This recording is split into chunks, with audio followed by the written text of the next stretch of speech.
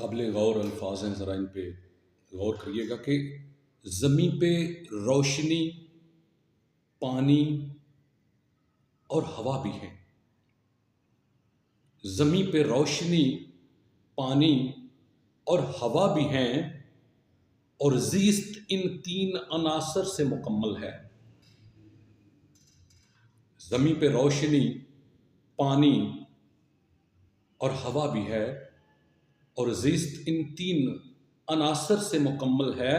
جس طرح روح، جسم اور لہو میرا، جس طرح روح، جسم اور لہو میرا، شخص ان تین مراسم سے مرتب ہے۔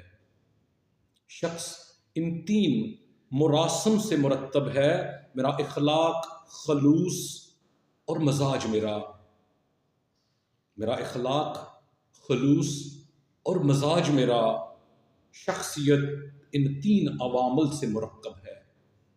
شخصیت ان تین عوامل سے مرکب ہے۔ یہ توحید میں تثلیث کا عنصر کیوں ہے؟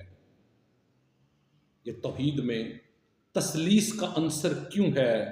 یہ عدد کیوں ہر چیز میں مقید ہے؟